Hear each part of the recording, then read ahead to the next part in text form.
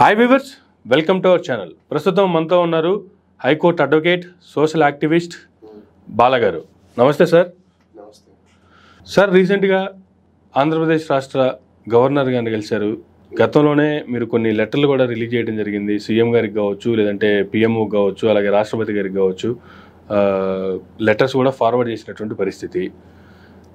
రాష్ట్రంలో disaster management, disasters వచ్చినప్పుడు స్పందించాల్సినటువంటి home minister గారు కావచ్చు, అలాగే డిప్యూటీ సీఎం గారు కావచ్చు, స్పందించలేదు. వాళ్ళని బర్తరఫ్ చేయాలి అనేటువంటిది ఏంటి అసలు? ఈ అంశాన్ని ఎందుకు లేవనెత్తారు? మీరు గతంలో లెటర్లు రాయడం వరకు ఓకే, బట్ ఇప్పుడు దానికి ఇంకో అడుగు ముందుకెళ్ళి గవర్నర్ గారు అపాయింట్మెంట్ ఇచ్చి ఆయన కలిసి స్వయంగా ఆయనకి మీరు కంప్లైంట్ చేయటం, దానికి సంబంధించినటువంటి పత్రాలు సమర్పించడం, గవర్నర్ గారు మీకు ఎలాంటి హామీ ఇచ్చారు? దీని మీద గవర్నర్ గారిని కలిసిన తర్వాత, ఆయనతో మాట్లాడిన తర్వాత మీకు వచ్చిన క్లారిటీ ఏంటి? ఒకటి, నాకు నిన్న గవర్నర్ గారిని కలిసిన తర్వాత రాష్ట్రంలో ఏం జరుగుతుందో క్లారిటీ వచ్చేస్తుంది. ఏం క్లారిటీ వచ్చిందంటే, వీళ్ళు గవర్నర్ గారికి కూడా బొమ్మలు చూపిస్తున్నారు రియాలిటీస్ కంటే. గవర్నర్ గారు ఓపెన్ అయ్యారా మీద ఆ విషయం దగ్గర మీ దగ్గర? ఒకటి, గవర్నర్ గారు ఏం చెప్తున్నారంటే, సీఎం గారు సుధాగా రోడ్ల మీదకి వెళ్ళి జనాల దగ్గరికి వెళ్ళి అన్ని చేస్తున్నారు అంటున్నారు. దాంట్లో వాస్తవాలు ఎంతమందికి చేరాయి ఏంటనే డేటా ఆయన దగ్గర లేదు. ఇప్పుడు దాన్ని బట్టి ఏం అర్థం చేసుకోవాలి? నేను గవర్నర్ గారితో అరగంట సేపు చర్చించిన తర్వాత కూడా నేను ఆయనతో మాట్లాడింది అంటే, అకౌంటబిలిటీ గురించి ఏంటి సార్ అని అడిగితే ఆయన ఏమంటాడు అంటే, నీకు ఇంకా అంతా తెలుసు కదా, ఇంకా అకౌంటబిలిటీ అంటే మనం ఎవరి మీద వేయగలుగుతాము, గత ప్రభుత్వాలు చేయలేదు కాబట్టి ఇలా జరిగిపోయింది, కట్ట తగ్గిపోయింది అంటే. వీళ్ళు ఏదైతే ప్రొజెక్ట్ చేస్తుందో గవర్నమెంట్, అదే గవర్నర్ గారి దగ్గర ఉంది తప్ప వాస్తవాలు అయితే గవర్నర్ గారి దగ్గర లేవు. సరే, అసలు మీరు కంప్లైంట్ పెట్టినటువంటి పవన్ కళ్యాణ్ గారి గురించో, అనిత గారి గురించో మళ్ళీ మాట్లాడుకుందాం.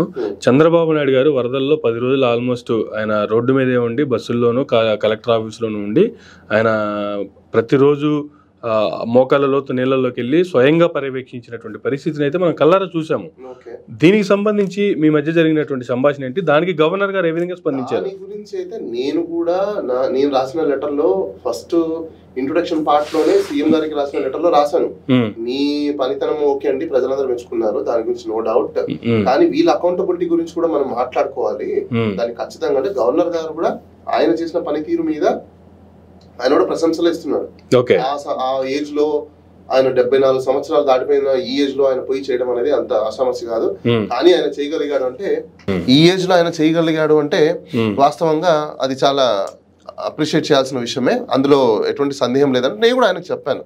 కరెక్టే సార్ మీరు చెప్పింది, ఆయన ఆ వయసులో చేయడం ఆయనది, దాన్ని తప్పు పట్టడానికి లేదు. కానీ కొన్ని వాస్తవాలు అయితే మనం ఖచ్చితంగా తీసుకోవాల్సిందే, చేయాల్సిందే. ఇప్పుడు నువ్వేదో లెటర్లో ఏదైతే ఇచ్చావో అవన్నీ కూడా ఇప్పుడు చేస్తున్నాడు సీఎం. ఇప్పుడు ప్రస్తుతం అది పైప్ లైన్ లోనే ఉన్నాయి. నువ్వు ఏవేవైతే లెటర్లో పొందుపరిచావో అంశాలన్నీ మొత్తం నేనే డే 1 నుంచి రిపోర్ట్లు తెప్పించుకున్నాను ఆయన దగ్గర నుంచి. ఎవ్రీడే వాళ్ళు నాకు బ్రీఫ్ చేస్తూనే ఉన్నారు, ఎవ్రీడే నాకు వాళ్ళు కమ్యూనికేట్ చేస్తూనే ఉన్నారు. నువ్వు రాసిన ప్రతి అంశాల మీద మాత్రం అయితే ఖచ్చితంగా వర్క్ అయితే జరుగుతుంది. ఫ్యూచర్ లో ఇంకో 50 సంవత్సరాల వరకు ఈ వరదలు రాకుండా కూడా వాళ్ళు ప్లానింగ్ చేసుకుంటున్నారు, అది కూడా జరుగుతుంది. ఆయన హామీ ఇచ్చింది ఏంటంటే, ఇవన్నీ నెక్స్ట్ డ్యాముల్ని కానీ కాలువలు కానీ ప్రతి ఒక్కటి మళ్ళీ పునరుద్ధరించుకొని దాని మెయింటెనెన్స్ కానీ, దానికి సంబంధించిన ఎంత వాటర్ వస్తుంది, ఎంత వాటర్ స్టోరేజ్ ఉంది, మనం ఎక్కడెక్కడ వాటర్ ని స్టోర్ చేసుకోవాల్సి ఉంటుంది, డైవర్షన్స్ ఎలా చేసుకోవాలి, కెనాల్స్ ఏ విధంగా ఉన్నాయి, కెనాల్స్ కి వర్క్స్ ఏం చేయించుకోవాలి, లేదా ప్యాచ్ వర్క్స్ ఉంటే ప్యాచ్ వర్క్స్ ఏం చేయించుకోవాలి, గేట్లు పాడైపోతే గేట్లు ఏం, అవన్నీ కూడా ఆల్రెడీ పైప్ లైన్ లో అయితే ఉన్నాయి. అది ప్రోగ్రెస్ అయితే అవుతుంది నువ్వు ఇచ్చిన లెటర్ ప్రకారం అయితే. కానీ ఒక విషయం ఏంటంటే, అకౌంటబిలిటీ అనే దగ్గర మాత్రం నేను ఏం చేయగలుగుతాను. గవర్నర్ అంటే రాష్ట్ర ప్రథమ పౌరుడు, కరెక్ట్. సీఎం గారు కూడా అకౌంటబిలిటీ ఉండాలి గవర్నర్ గారికి. అటువంటి గవర్నర్ గారే అకౌంటబిలిటీ లేదు, అకౌంటబిలిటీకి సంబంధించి ఎవరిని అడగాలి అనే క్వశ్చన్ వేసారంటే అసలు రాష్ట్రంలో పరిస్థితి ఏంటి? నేను అదే కదా మీకు చెప్తున్నాను.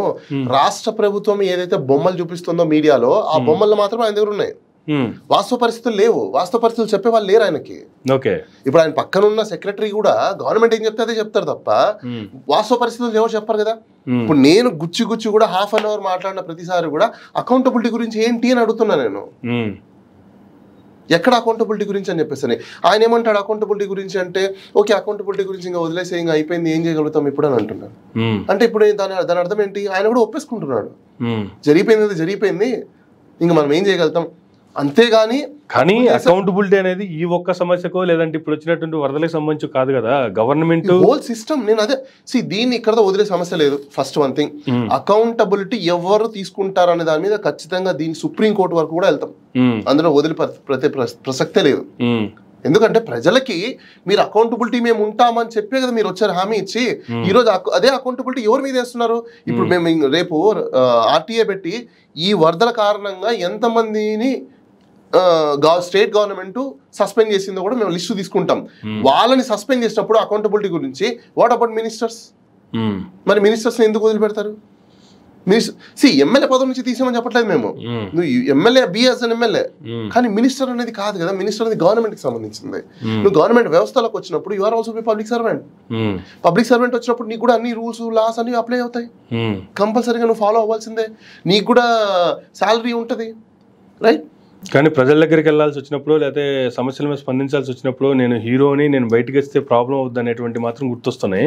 కానీ as a minister, as a responsible to leader, ప్రజలకి మనం చేయాల్సిన బాధ్యత మాత్రం గుర్తు రావట్లేదు అనేటువంటిది ఇక్కడ మీ మీటింగ్ లో హైలైట్ అయిందా ఇష్యూ? అదే మేము మా చర్చించింది కూడా అదే మెయిన్ ఇష్యూనే. మెయిన్ ఇష్యూనే అది. అకౌంటబిలిటీ ఎవరు తీసుకుంటారు? ఇప్పుడు ఆయన కూడా ఏంటంటే అకౌంటబిలిటీ గురించి ఎలాగో సీఎం కూడా కంప్లైంట్ రాస్తున్నాం కాబట్టి ఇంకా సీఎం ఏం యాక్షన్ తీసుకుంటారో ఆయన కూడా చూస్తారు. ఎందుకంటే ఇప్పుడు పైప్ లైన్లు ఉన్నాయి ప్రస్తుతము. కానీ పవన్ కళ్యాణ్ గారు అకౌంటబిలిటీ తీసుకోవాలి అనే దానికి సంబంధించి మాట్లాడుకుంటే ఆయన మినిస్టర్ గా ప్రమాణ స్వీకారం చేసిన తర్వాత కూడా ఆయన చెప్పారు, ఫస్ట్ కేబినెట్ మీటింగ్ లో అనుకుంటా మేబీ, చంద్రబాబు నాయుడు గారి దగ్గర నేను చాలా నేర్చుకోవాలి, రాజకీయాలకి నేను కొత్త, రాజకీయాల్లో చాలా నేర్చుకోవాలి, ప్రభుత్వంలో ఇంకా చాలా కొత్త, అసలు ఎక్కడ ఏమేమి ఏ విధంగా ఫంక్షన్ అవుతాయని తెలుసుకోవడానికి నాకు కాస్త టైం పడుతుంది అనేటువంటి comments. As a first time MLA అయ్యారు, ఎమ్మెల్యే అవగానే మినిస్టర్ అయ్యారు, గతంలో చేసిన అనుభవం ఉండి ఇప్పుడు ఇమీడియట్ గా ఇటువంటి పరిస్థితులు, ఇటువంటి విపత్తులు వస్తే ఎలా రియాక్ట్ అవ్వాలనే ఒక రియాక్షన్ మూడ్ ఉంటుంది. బట్ ఫస్ట్ టైం అయినప్పుడు అటువంటి అంత ఈజీగా, అంత త్వరగా, అంత ఫాస్ట్ గా వచ్చే అవకాశం ఉందంటారా? తెలుసుకోవడానికి టైం పడుతుంది అంటారా? స్పీచెస్ ఇచ్చేటప్పుడు తెలియదా నీకు? భాషలు ఇచ్చేటప్పుడు నీకు తెలియదా? అదేముంది సార్, మాకు తెలిసిన వాళ్ళు, మాకు కావాల్సిన వాళ్ళు రాసిస్తే చదివేదే కదా సార్. దానికి దీనికి సంబంధం ఉంది.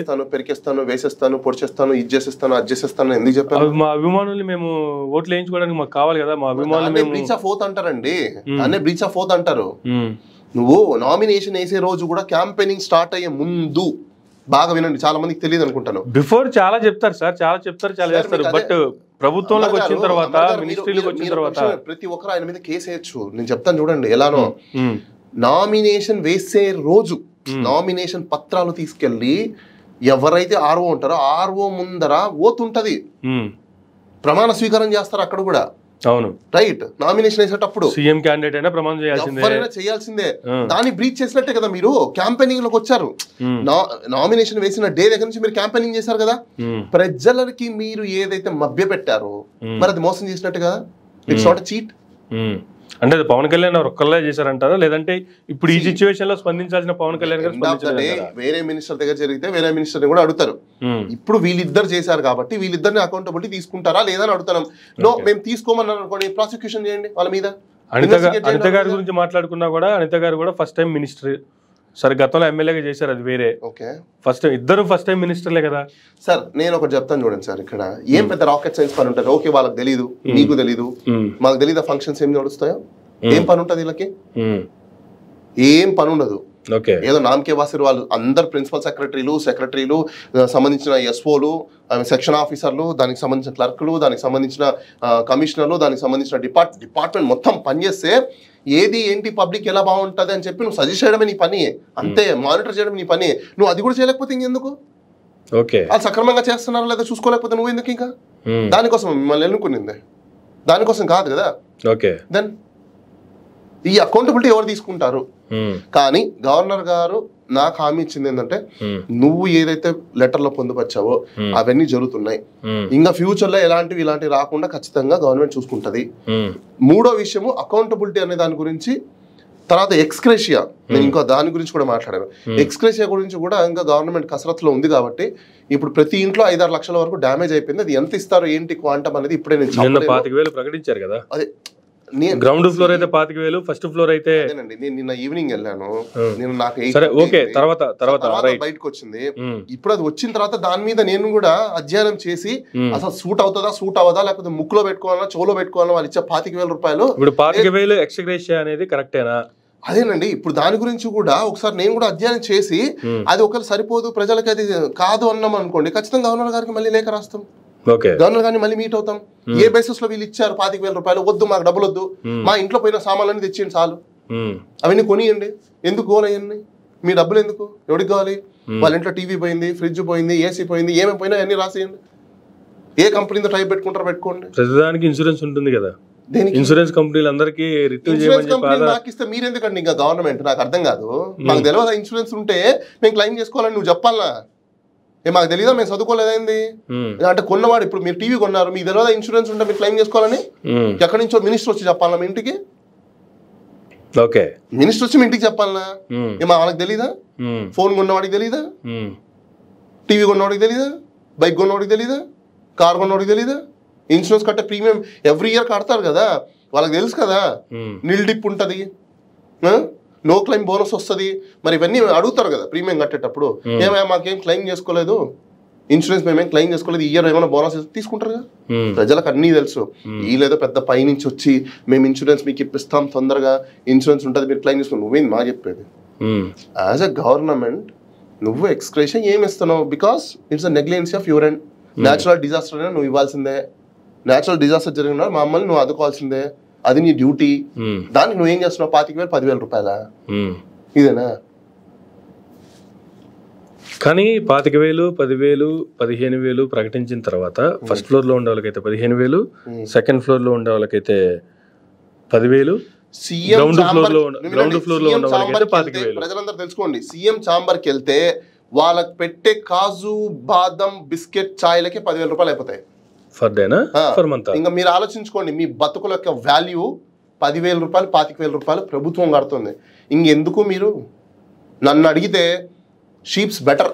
షీప్స్ నాకు తెలిసి 15,000 నుంచి 25,000 ఉన్నాయి.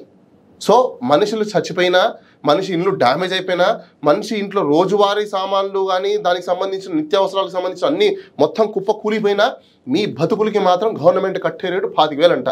సిగ్గు తెచ్చుకోండి ఆయంగా మీరు ఎందుకు. కానీ అసలు చరిత్రలో ఈ రకమైనటువంటి ఎక్స్‌గ్రేషియా ప్రకటించినటువంటి చరిత్ర ఇప్పటి వరకు లేనే లేదు. ఎంత ఉదారమైనటువంటి స్వభావంతో చంద్రబాబు నాయుడు గారు ఆలోచించి ప్రతి ఒక్కరికి న్యాయం జరిగే విధంగా చరిత్రలో మొట్టమొదటిసారి ఈ ఎక్స్‌గ్రేషియా ప్రకటించడం అనేది. ఏమండి తెలంగాణలో ప్రకటించారు వాళ్ళు ఎక్స్‌గ్రేషియా పెంచి. మీరు వాళ్ళ పేపర్ చూడలేదా? మీరు వాళ్ళ ఆంధ్రజ్యోతి పేపర్ చూసారా? చూడలేదు. ఏం రాశారు? ఇదే ఏమని చరిత్రలో ఇప్పటి వరకు ఇదే తొలిసారి. మీరు పోయి ఆంధ్రజ్యోతి ఆ వెంకటకృష్ణ ఫోన్ చేస్తే ఫోనే లిఫ్ట్ చేయడు. సరే అవన్నీ పర్సనల్ కాదండి, హీస్ యాంకర్, జర్నలిస్ట్. నువ్వు ఒక ఇన్ఫర్మేషన్ ఇచ్చినప్పుడు జర్నలిస్ట్ అయినంత మాత్రాన ఫోన్ చేస్తే ఫోన్ చేయాలని లేదు కదా. ఒక న్యూస్ చెప్పినప్పుడు నువ్వు వేయాలి కదా. ఏం నీ ఇష్టం వచ్చిన న్యూస్ వేస్తావా? అలాగే ఇష్టం వచ్చిన న్యూస్ ఛానల్స్ మీకు ఇష్టం వచ్చిన న్యూస్ వేసుకుంటూ కూర్చోవడం కోసం కాదు ఇది. ఒక పొలిటికల్ పార్టీకి తొత్తుగా పనిచేయడం కోసం కాదు. న్యూస్ ఛానల్ అనేది ఫోర్త్ ఎస్టేట్, సోషల్ ఏజెంట్స్, మీరు సోషల్ ఏజెంట్లు. మీరు మాకు నచ్చినట్టు మేము చేస్తాం. అలాగనే ఫోన్ చేసి ఇచ్చిన ప్రతి ఒక్కరు న్యూస్ వేయలేరు కదా, వేయాల్సిందే. మరి అలాంటప్పుడు నీకు నచ్చిన న్యూస్ నువ్వు ఎట్లా ఇస్తున్నావు? ఎడిటర్ నువ్వు ఎట్లా అయ్యావు?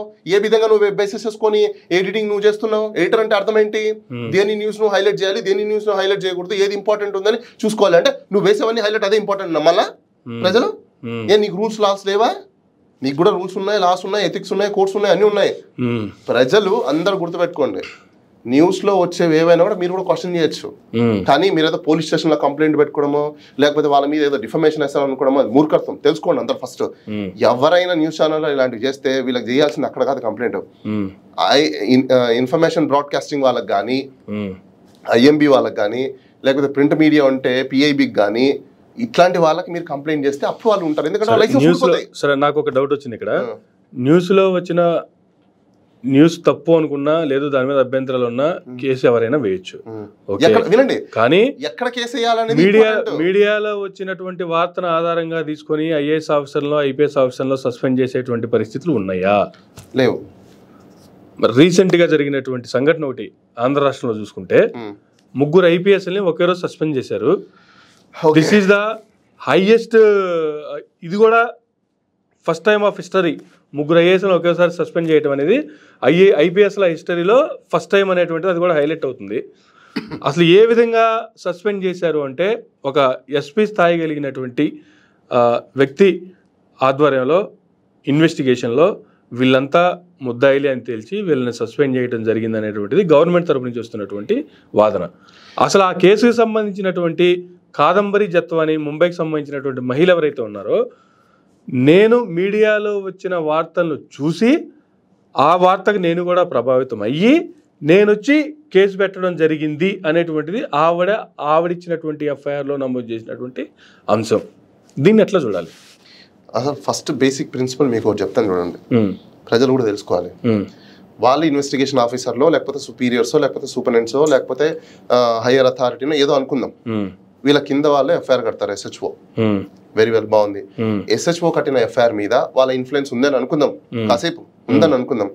ఉన్నప్పుడు ఇప్పుడు ఆమె అలిగేషన్స్ చేసినప్పుడు వాళ్ళ మీద ఉన్న హయ్యర్ అథారిటీ డీజీపీకో లేకపోతే ప్రిన్సిపల్ సెక్రటరీకో లేకపోతే సెక్రటరీకో లేకపోతే సీఎంకో కంప్లైంట్ చేసింది. గుడ్, మంచిది. వీళ్ళు ఎట్లా డిసైడ్ చేస్తారు? నువ్వు ఫస్ట్ ఏం చేయాలి? అసలు వీళ్ళు హైలైట్ చేస్తున్నట్టు అంశాలు చూసుకుంటే టెక్నికాలిటీస్ చెప్తాను చూడండి. కోర్టులో నిలబడదని టెక్నికాలిటీస్ చెప్తాను చూడండి. ఫస్ట్ దానికి లాయర్ దాకా మీ దాకా వచ్చి నిలబడతాను అడగాల్సిన అవసరం లేదు. As a journalist without lawyer నేనే చెప్తున్నా, ఇది నిలబడదు. నేను ఇంకోటి చెప్తాను చూడండి మీకు, ఆమె కేసులో ఫస్ట్ ఫైనల్ రిపోర్ట్ వేయకుండా వాళ్ళని సస్పెండ్ చేయడం అనేది ఇల్లీగల్ 100%. ఎందుకంటే నువ్వు అక్కడ కన్క్లూజనే లేదు నీకు. పైగా వీళ్ళు ఆరోపిస్తున్నట్లుగా ఈ ముగ్గురు సస్పెండ్ అయినటువంటి ఆఫీసర్లకు సంబంధించినటువంటి పేర్లు గానీ, లేదు పార్టీ నుంచి పలానా వ్యక్తి అని ఆరోపించబడుతున్నటువంటి సజ్జల గారి పేరు గానీ, అసలు ఎవరికి సంబంధించి అసలు ఎఫ్ఐఆర్ లో పేర్లు గానీ అంశాలు గానీ ప్రస్తావన కూడా లేదు. కానీ సస్పెండ్ అయిపోయారు. During course of investigation some of the officers was confessed themselves, so we taken action అంటారు. వాళ్ళ ఆఫీసర్లు ఎవరైతే కన్ఫెస్ చేశామని అంటున్నారో, మరి దీన్ని ఓవర్ రూల్డ్ ఆఫ్ పవర్ అన్నారా? ఇప్పుడు మీరు పవర్ ని చూపించినట్టు కాదు, అక్కడ అథారిటీ ఆఫ్ పవర్ లేదా మీ దగ్గర. వాళ్ళ దగ్గర అథారిటీ ఆఫ్ పవర్ ఉన్నప్పుడు వాళ్ళు ఆ పని చేస్తున్నప్పుడు, అదే వ్యక్తులు మీ దగ్గరకు వచ్చినప్పుడు కూడా మీరు పవర్ ఆఫ్ అథారిటీ చూపించినప్పుడు మీ వాళ్ళు కన్ఫెస్ అయ్యారు అంటే వాళ్ళని ఎట్లా బిలీవ్ చేస్తాం మనము? వాళ్ళు కాకుండా వేరే వాళ్ళు ఎవరైనా ఉంటే దెన్ ఎస్. ఇప్పుడు ఈ ఆఫీసర్ మీరు ఏ బేసిస్ మీద వాళ్ళు కన్ఫెస్ అయ్యారు? మీరు పవర్ అథారిటీలో ఉన్నారు, మీరు అథారిటీ పొజిషన్ లో ఉన్నారు, డెఫినెట్ గా వాళ్ళు కన్ఫెస్ అవుతారు. నువ్వు చెప్పా ఏదైనా ఉంటే నేను చూసుకుంటానంటారు. అది కామన్ పోలీస్ డిపార్ట్మెంట్ లో. నా దగ్గర రమ్మని చెప్పండి, నేను చెప్తాను. ఎవరు చెప్పరు మరి? ఇలా బాగోతానని నేను చెప్తాను. ఇప్పుడు ఆవిడ ఈ నెలలోనే 5వ తారీఖు ఒక కేసు ఫైల్ చేసింది ఇబ్రహీంపట్నం పోలీస్ స్టేషన్ లో. అది అయిపోయిన తర్వాత కేసు ఫైల్ చేసిన నెక్స్ట్ డేకే వరదలు ఎక్కువైపోయినాయి, ఆగిపోయింది. ఆ తర్వాత మళ్ళీ మన 13వ తారీఖు ఇప్పుడు మళ్ళీ ఇంకొక కేసు నమోదు చేసింది. ఈ 2 ఎఫ్ఐఆర్లు చూసుకుంటే కూడా ఆవిడ ఇచ్చిన దాంట్లో అసలు మీడియాలో చెప్తున్నవి కానీ, గవర్నమెంట్ ఆరోపిస్తున్నాయి కానీ, సస్పెండ్ అయిన అంశాలకు సంబంధించి కానీ ఏవి కూడా లేవు. ఒకటి దీని మీద కూడా పబ్లిక్ ఇంట్రెస్ట్ చూసారా? మీరు చూసారా ఎఫ్ఐఆర్? నేను వాళ్ళ ఎఫ్ఐఆర్లు అయితే చూడలేదు, కానీ మీడియాలో వచ్చే కథనాలను చూసుకుంటే, పేపర్లో వచ్చే స్టేట్మెంట్స్ ని చూసుకుంటే బేసిక్ ప్రిన్సిపల్ ఒకటే నాకు అర్థమైంది ఏంటంటే, ఆమె మీద పెట్టిన కేసులో ఫస్ట్ మీరు ఫైనల్ రిపోర్ట్ వేయకుండా, ఫైనల్ రిపోర్ట్ లో మీకు ఇన్వెస్టిగేషన్ లో కన్క్లూజన్ అవ్వకుండా, మీరు ఫైనల్ రిపోర్ట్ ని చార్జ్ షీట్ ని చార్జెస్ ఫ్రేమ్ ఉన్నాయా లేదా, నిల్ రిపోర్ట్ వేస్తున్నారా, కోర్టుకు సబ్మిట్ చేయకుండా మీరు ఎట్లా కన్క్లూజన్ అవుతారు? మీరు ఫంకస్ ఆఫీషియల్ అసలుకి మీ హోదాలో ఉన్న ఒక వ్యక్తి తప్పు చేశాడని అంటున్నారు, ఎట్లా చెప్తారు మీరు? అంటే మనిషి మారిపోతే తప్పు ఒప్పులు అంటే దీన్ని బట్టి అర్థం ఏంటి? గతంలో ఎన్ని సంవత్సరాల నుంచి జరుగుతున్న పోలీస్ డిపార్ట్మెంట్ లో ఎఫ్ఐఆర్లు, జనాల మీద పెట్టే కేసులు అన్ని తప్పులే కదా. కానీ అడిషనల్ ఐజీ కావచ్చు, అడిషనల్ డీజీ కావచ్చు, వీళ్ళ స్థాయి ర్యాంక్ ఉన్నటువంటి ఆఫీసర్ల మీద ఒక ఎస్పీ స్థాయి కలిగినటువంటి వ్యక్తితో ఎంక్వైరీ చేయించవచ్చు అసలు first of all. No, same rank below rank officer తో అసలు ఇన్వెస్టిగేషన్ చేయడానికి లేదు. ఒకటి, ఎందుకంటే డిపార్ట్మెంట్ ఎంక్వైరీ అయినప్పుడు వాళ్ళ హయ్యర్ అథారిటీలో దానికి ఒక 100% ఉండాలి. ఇప్పుడు వాళ్ళకి ఇంకోటి ఏంటంటే వాళ్ళకి ఇమ్యూన్ కూడా ఉంది. ఎందుకు? వాళ్ళు డిశ్చార్జ్ ఆఫ్ డ్యూటీస్ లో గుడ్ ఫెయిత్ ఉండి యాజ్ పర్ రూల్ ఆఫ్ లా వెళ్తున్నారు అనుకోండి, వాళ్ళకి ఇమ్యూన్ ఉంటుంది, ఇమీడియట్ సస్పెండ్ చేయడానికి ఉండదు వాళ్ళకి. ఎందుకంటే కంపల్సరీ నోటీస్ చేయాలి, నోటీస్ కాల్ ఫర్ అడగాలి, వాళ్ళు రిపోర్ట్ ఇచ్చిన తర్వాత అంటే వాళ్ళ ఎక్స్ప్లెనేషన్ ఇవ్వాలి, ఇవన్నీ చాలా తతంగా ఉంటుంది దానికి. ఊరికే వాళ్ళని సస్పెండ్ చేయడానికి కూడా లేదు. ఎందుకంటే వాళ్ళు చార్జెస్ లో ఉన్నప్పుడు వాళ్ళ ఆఫీస్ ని మీరు రిమూవల్ చేయాలంటే, ఎందుకంటే ఇప్పుడు ఎక్కడో దాకా అవసరం లేదు. ఇప్పుడు ప్రివెన్షన్ ఆఫ్ కరప్షన్ యాక్ట్ ఉంటుంది చూసారా, దాంట్లో డబ్బులు ఒకటే కాదు, మిస్యూజ్ ఆఫ్ పవర్ కూడా వస్తుంది. Okay, prevention of corrupt act లో మిస్యూజ్ ఆఫ్ పవర్ ఉంటది. మిస్యూజ్ ఆఫ్ పవర్ లో కూడా మళ్ళీ ఏంటి, గుడ్ ఫెయితా లేకపోతే ఇల్విల్ ఉందా లేకపోతే మాలిషియస్ ఇంటెన్షన్ ఉందా, ఇవన్నీ చూసుకుంటారు. ఓకే, నువ్వు ఇవన్నీ ఇన్వెస్టిగేషన్, ప్రైమరీ ఇన్వెస్టిగేషన్ లేకుండా, ప్రిలిమినరీ ఎంక్వైరీ లేకుండా, ప్రిలిమినరీ ఎంక్వైరీలో వాళ్ళని కాల్ ఫార్ చేయాలి, ఈ నోటీస్ ఇవ్వాలి, వాళ్ళు రావాలి, చెప్పాలి, ఇన్ని ఉంటాయి. అసలు ఏం జరిగింది ఏంటి, ఎందుకంటే డైరెక్ట్ వీలు కాదు కదా ఇన్వాల్వ్ అయింటది. ఇన్వాల్వ్ అయినప్పుడు చాలా ఎవిడెన్స్ కావాలి. అసలు గవర్నమెంట్ దీని మీద ఎందుకు ఇంత ఇంటెన్సిటీగా చేస్తుంది అనేది కూడా ఇంపార్టెంట్ ఇక్కడ. ఓకే, ప్రాబ్లం అర్థమైందా మీకు? ఇంత ఇంటెన్సిటీగా చేస్తున్నప్పుడు రేపు ప్రజలారా మీరందరూ గుర్తుపెట్టుకోండి, ఈరోజు జత్వానీ కేసుని ఏదైతే ఆదర్శంగా తీసుకోండి. మీకు ఏ పోలీస్ స్టేషన్లో అయితే మీకు మిమ్మల్ని బుల్డోస్ చేసి కేసులు పెట్టున్నారో మీరందరూ గవర్నమెంట్ దగ్గర పిటిషన్లు పెట్టండి. ఏ ఆఫీసర్లు మిమ్మల్ని కొట్టున్నారో వాళ్ళందరి మీద మీరు కంప్లైంట్ చేయండి. ఒకవేళ గవర్నమెంట్ కానీ యాక్ట్ అవ్వకుండా మీ కంప్లైంట్ల మీద వాళ్ళు ఒకవేళ మేలుకొని దాని మీద యాక్షన్ తీసుకోకపోతే హైకోర్టులో మీరు గవర్నమెంట్ మీద పిల్ వేయచ్చు.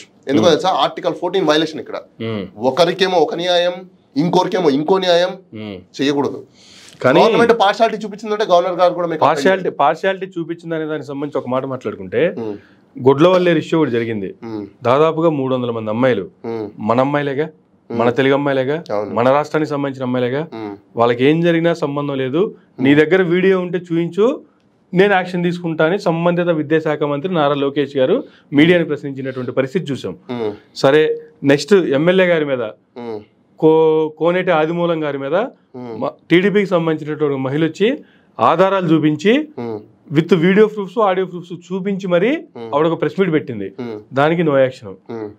జానీ మాస్టర్ అనేటువంటి ఒక వ్యక్తి మీద మరొక లేడీ మాస్టర్ ఆవిడొచ్చి నన్ను ఈ రకంగా వాడుకున్నారని చెప్పి ఆవిడ కంప్లైంట్ పెడుతుంది.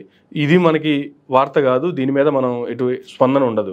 ఇవన్నీ పక్కన పెట్టి ముంబైలో ఉన్నటువంటి ఒక నటికి ఆంధ్ర రాష్ట్రంలో అన్యాయం జరిగింది, ఇది మాత్రమే హైలైట్ ఇష్యూ, ఇది మాత్రమే మెయిన్ చర్చ. నేను అదే కదా అమర్ గారు మిమ్మల్ని ఏమంటున్నా, ఇప్పుడు అలాని ఆ నటికి అన్యాయం జరిగితే న్యాయం చేయొద్దని ఎవరు అనట్లే, కానీ మన పిల్లల పరిస్థితి ఏంటి? నేనేమంటున్నా, ఇదే ప్రతి ఒక్కరు ప్రజల్ని నేను కోరుకునేది ఏంటంటే, ఒకవేళ మీకు దమ్ము ధైర్యాలు లేకపోతే సార్ మీరు మా దగ్గర రండి, మేము హెల్ప్ చేస్తాం, మీకు మేము సపోర్ట్ ఉంటాం.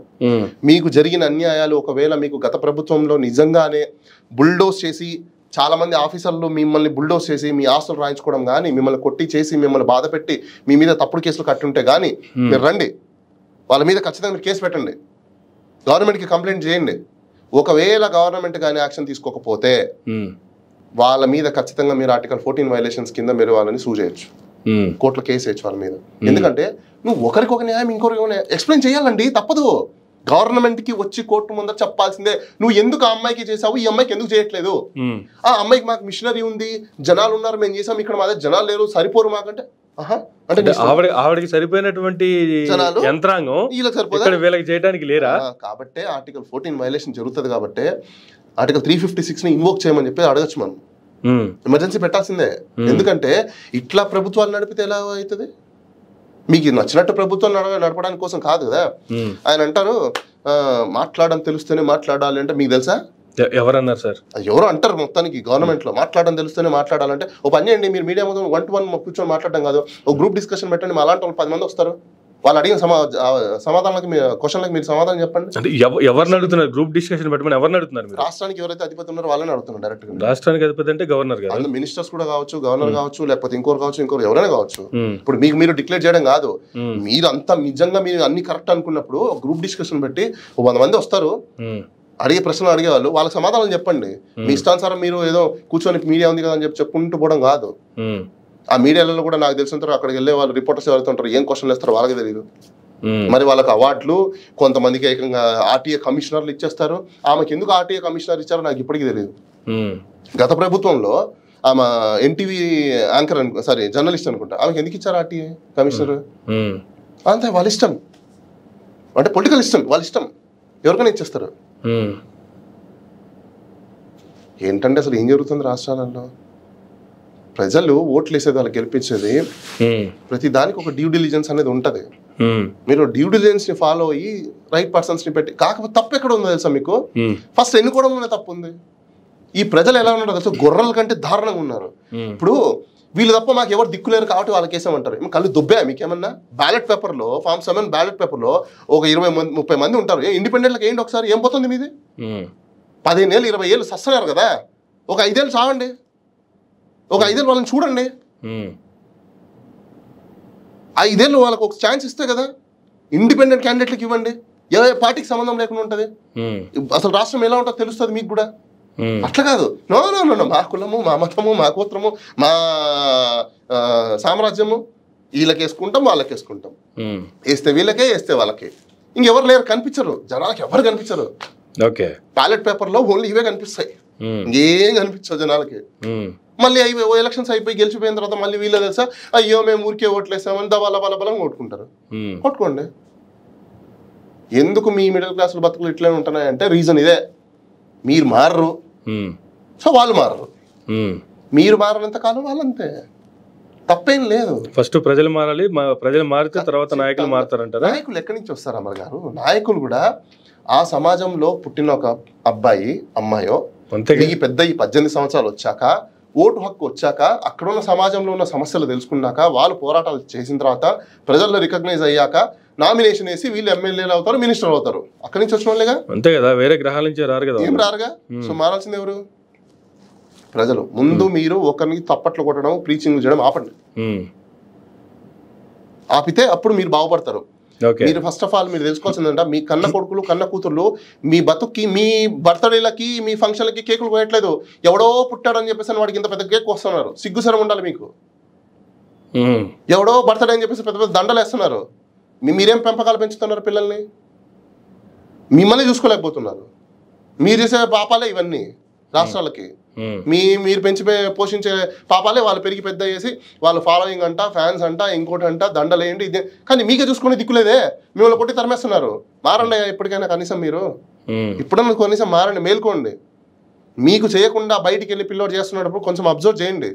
డబ్బులు దేనికి తగలేస్తున్నారో అర్థం చేసుకోండి, అప్పుడే కొంచెం సమాజం మారిద్ది. ఫైనల్గా గవర్నర్ గారు మీకు ఇచ్చినటువంటి హామీలకి సంబంధించి, మీరు చేస్తున్నటువంటి లేవనెత్తినటువంటి అంశాలకు సంబంధించి క్లారిటీ లేదు, యాక్షన్ తీసుకునేటువంటి అవకాశం. ఆయన అదే అన్నారండి, ఇప్పుడు వరకు ఏవైతే మేము దాంట్లో పొందుపరిచిన అంశాలు ఉన్నాయో, ముందు ప్రజల్ని సేవ్ చేసుకోవడం కావచ్చు, లేకపోతే వాళ్ళకి కావాల్సిన రిహాబిలేషన్ కావచ్చు, అవన్నీ చేశామని ఆయన చెప్పాడు. అవన్నీ మనకు జరిగాయి, మనం కూడా చూసాం.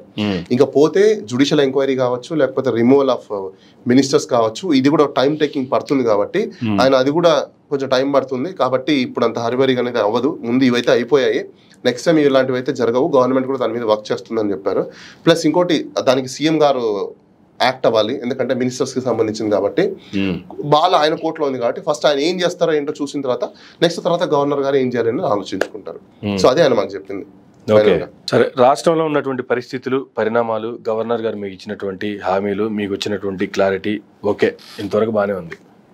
మరోపక్క నిన్న గత 2 రోజుల నుంచి టాలీవుడ్లో హైలైట్ అవుతున్నటువంటి అంశానికి సంబంధించి చూసుకుంటే, జానీ మాస్టర్పై రేప్ కేసు. తనతో కలిసి పనిచేస్తున్నటువంటి ఒక లేడీ డాన్స్ మాస్టర్ తను చేసినటువంటి, ఆవిడ పెట్టినటువంటి ఒక కేసు.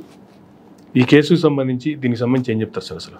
ఈ జానీ మాస్టర్ అంటే ఈయన ఎలక్షన్స్ టైంలో పిఠాపురం నియోజకవర్గానికి వెళ్ళి అక్కడ పవన్ కళ్యాణ్ రావాల్సిన అవసరం లేదు, మేము వస్తే పవన్ కళ్యాణ్ వచ్చినట్టే అని చెప్పారు. ఆయనే కదా? అది మీద వీడియో ఉందా? మేబీ ఉండాలా, ఒకసారి ఆ వీడియో ఒకసారి ఉంటే ఇక్కడ ఇవ్వరు ఒకసారి. అది ఆయనే అనుకుంటాను, నాకు తెలుసు కదా, డాన్స్ మాస్టర్. అవును, ఒక్కసారి ఆ వీడియో ఉంటే ఇక్కడ ఇవ్వండి. గతంలో ఆయన కొన్ని కామెంట్లు చేశారు. ఒక్కసారి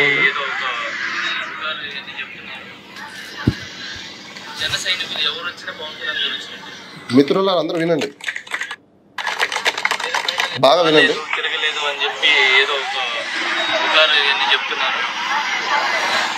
జన సైనికులు ఎవరు వచ్చినా పవన్ కళ్యాణ్ గారు వచ్చినట్టు. ఇది బాగా విన్నారు కదా. సో జన సైనికులు ఓకే, ఎవరు వచ్చినా పవన్ కళ్యాణ్ గారు వచ్చినట్టే అంటున్నారు కదా ఆయన. అంటే వీళ్ళు ఏం చేసినా పవన్ కళ్యాణ్ గారు చేసేసినట్టే. పాయింట్ అర్థమైందా మీకు? ఇప్పుడు వీళ్ళు అక్కడ ఆయన చెప్పిన మాటలే. జన సైనికులు ప్రతి గ్రామానికో ప్రతి ఇంటికో పవన్ కళ్యాణ్ గారు వచ్చి ప్రచారం చేయాల్సిన అవసరం లేదు. జనసేన తరపున ఎవరొచ్చి ప్రచారం చేసినా డైరెక్ట్ గా పవన్ కళ్యాణ్ గారు ప్రచారం చేసినట్టే కదా. దాన్ని విన్నారు, అలాగే గెలిపించారు, మంచి మెజారిటీ ఇచ్చారు. ఇప్పుడు నేను ఒక క్వశ్చన్ అడుగుతాను, చెప్పండి. ఇప్పుడు ఆయనని వీళ్ళు ఫాలో అవుతున్నారా, అవ్వట్లేదా? 100%. 100% కదా, ప్రూవ్ అయిపోయింది కదా, దేర్ ఇస్ నో డౌట్. ప్రజలు కూడా మ్యాండేట్ ఇచ్చేసారు కదా, ఈ రోజు మినిస్టర్ అయి ఉన్నాడు కదా. రైట్. అదే పాయింట్ మీరు పెట్టుకోండి. ఇప్పుడు ఆయన చూసి ఇన్ఫ్లుయెన్స్ అవుతున్నారా అవ్వట్లేదా? 100% అవుతున్నారు కదా. సో ఇప్పుడు జానీ మాస్టర్ మీద ఆ అమ్మాయి కంప్లైంట్ పెట్టింది తప్పు అంటారా? ఆయన ఎవరిని చూసి ఇన్ఫ్లుయెన్స్ అయ్యారు? పవన్ కళ్యాణ్ చూసి. అమ్మాయి పెట్టింది తప్పు అంటారంటే అమ్మాయికి అన్యాయం జరిగింది, కంప్లైంట్ పెట్టింది, దాంట్లో తప్పే ఉంటుంది. ఈయన ఇన్ఫ్లుయెన్స్ అయ్యే చేశాడు, నేను అదే అంటున్నా మీకు. అంటే ఇప్పుడు జానీ మాస్టర్ తప్పు చేస్తే పవన్ కళ్యాణ్ గారు తప్పు చేసినట్టు అంటారా? కదా, ఎవరిని చూసి నేర్చుకున్నాడు జానీ మాస్టర్? జానీ మాస్టర్ ఎవరిని ఫాలో అవుతారు? జానీ మాస్టర్ ఎవరిని ఇన్ఫ్లుయెన్స్ చేసుకుంటారు? జానీ మాస్టర్ చెప్పే మాటలు ఏంటి అని. ఈ లాజిక్ కొంచెం కొత్తగా ఉంది. జానీ మాస్టర్ తప్పు చేయడానికి పవన్ కళ్యాణ్ గారు చేయడానికి సంబంధం ఏంటి? ఓకే చెప్తాను చూడండి. పవన్ కళ్యాణ్ గారికి ఫస్ట్ పెళ్ళయింది. ఆయన విడాకులు తీసుకోకుండా ఇంకొకరితో సహజీవనం ఉండొచ్చు, పిల్లల్ని కనడం అనేది అది చట్టరీత్యా నేరం. దాని మీద ఏమైనా యాక్షన్ తీసుకున్నారా? లేదు. తర్వాత ఆయనకి మళ్ళీ పిల్లలు పుట్టిన తర్వాత ఆయన జీవనం మళ్ళీ పెళ్లి చేసుకున్న తర్వాత మళ్ళీ ఆయన ఇంకొకరిని పెళ్లి చేసుకోవడం జరిగింది. ఎప్పుడు ఆవిడకి కూడా మేబీ అది అవునో కాదో మనకు తెలియదు, ఈవిడకి విడాకులు ఇవ్వక ముందే ఆవిడతో కనెక్ట్ అయ్యి మళ్ళీ ఈవిని విడాకులు ఇవ్వాల్సి వచ్చింది కదా. విడాకులు ఇచ్చి టైం తీసుకొని చేసుకోవడంలో తప్పలేదు, ఎవ్వరు తప్పన్నారు దాన్ని, లీగలైజ్డ్ అది. కానీ మీరు ఒకరికి ఇవ్వకుండా డిశ్చార్జ్ అవ్వకుండానే కదా కనెక్ట్ అయింది. సో అది ఇల్లీగల్ కదా. సో ఆయన చేస్తే తప్పులేదు. అది నాకు కలిసి రాలేదు, నా కర్మల తగలడింది, నాకు ఫ్యామిలీ అవ్వలేదని చెప్పి ఆయన ఒప్పుకున్నారు కదా. అదేనండి. ఇప్పుడు నేనేం చెప్తున్నా, ఇప్పుడు మీకు కలిసి రాలేదు, మిమ్మల్ని ఫాలో అయ్యే వాళ్ళు కూడా అదే ఉంటది. ఇప్పుడు మీ యాక్ట్ మీ భరి ఏదైతే ఉంటుందో అదే కదా మాకు కూడా ఉంటది. ఇప్పుడు మీతో సహజీవనం చేసే వాళ్ళు ఎవరైతే వాళ్ళకు అదే ఉంటది కదా. ఇప్పుడు మీకున్న కోపం వాళ్ళకి వచ్చింది. ఇప్పుడు సపోజ్ ఫ్రెండ్స్ ఉన్నారు, ఎందుకంటారు అరే వాడితో సావాసం చేయొద్దు అని అంటారు. ఎందుకంటారు చెప్పండి? వాడి బుద్ధులు నీకు వస్తాయి కాబట్టి అని చెప్పేసి. అవునా? ఇప్పుడు చాలా మంది మేనరిజము, ఇంకో గిజము, ఇంకో బిజం అంటారు కదా. ఎవరిని చూసి అంటున్నారు? మా పవన్ కళ్యాణ్. కూడా ఉంది కదా, tell me who is your friend then I will tell you what about your character అంటారు. వెరీ సింపుల్ అంతే. ఇప్పుడు వాళ్ళ క్యారెక్టర్ కాంటాక్ట్ ని బేస్ చేసుకుని వీరది కూడా ఉంటది. సరే, ఇవన్నీ సామెతలు ఇవన్నీ బానే ఉన్నాయి. జానీ మాస్టర్ తప్పు చేయడానికి పవన్ కళ్యాణ్ గారు చేయడానికి సంబంధం ఏందనేది క్లారిటీ రావట్లేదు. మీకు మళ్ళీ అదే చెప్తున్నా సార్. వీళ్ళు ఆయన ఫాలోవర్స్, వీళ్ళు ఎక్కడ ఇన్ఫ్లుయెన్స్ అయి ఉంటారు, ఎక్కడ తెలుసుకుంటారు, ఎక్కడ చేస్తుంటారు. వీళ్ళంతా పవన్ కళ్యాణ్ గారిని చూసి ఆయన ఫాలో అవుతున్నారు కాబట్టి ఆయన చేసే పనులు కూడా వీళ్ళు చేస్తున్నారు అంటారా? ఇప్పుడు మంచి పనులు ఫాలో అవుతున్నారు అన్నప్పుడు చెడ్డ పనులు ఫాలో అవ్వలేరు అంటే నమ్మేంత చోలో ఎవరు పెట్టుకోలేదు. కాలీఫ్లవర్స్ అయితే ఇక్కడ లేవు, పండట్లేదు, తక్కువ ఉన్నాయి కాలీఫ్లవర్స్ కూడా. సో మంచి పనులకే ఫాలో అవుతాము, చెడు పనులు మీకెట్టా తెలుస్తుంది? మీది మంచి మీ చెడ్డ అని తెలిసి ఉంటే నిజంగా మీరు అలా చేయరు కదా. మీకు నిజంగా మంచి చెడ్డ అని తెలిసినప్పుడు మీ తల్లిదండ్రులు పుట్టినరోజులో మీరు కేకులు కోస్తారు, కానీ మీరు వాళ్ళ మొహాలకే మీరు కేకులు కోయట్లేదు, పోయి ఆయనకు కోస్తున్నారు. మరి మీరు మంచి చెడ్డ మీరు ఎట్లా చెప్తారు? సింపుల్ లాజిక్ కదా, కామన్ సెన్స్ ఉంటే చాలు. రాకెట్ సైన్స్ అక్కర్లేదు, లేకపోతే సైకాలజిస్ట్ అక్కర్లేదు ఇక్కడ. సో ఈయన తప్పు చేశాడు అంటే ఖచ్చితంగా ఈయన ఇన్ఫ్లుయెన్స్ అయ్యే చేసి ఉంటాడు. కాబట్టి ఏంటి బారో. సో ఈయన తప్పులో పవన్ కళ్యాణ్ గారు కూడా భాగం ఉంది అంటారు. భాగం ఉంటది, పాల భాగం లేకుండా ఎందుకు ఉంటది? ఖచ్చితంగా ఉంటుంది. వాళ్ళు అందుకే చూడండి ఇమ్మీడియట్ గా ప్రెస్ కి రిలీజ్ చేసేసారు, మాకు సంబంధం లేదు ఆయనతో అని చెప్పేసారు. ఓట్లు వేయించుకోవడానికి క్యాంపెయినింగ్ పెట్టించుకున్నప్పుడు సంబంధం ఉంది. పిఠాపురంలో అతనితో క్యాంపెయినింగ్ చేసుకుని ఇంటింటికి తిప్పి డాన్సులు పాడుకొని పాటలు చేసుకునేసి కొరియోగ్రాఫర్లు చేసినప్పుడు సంబంధం ఉంది.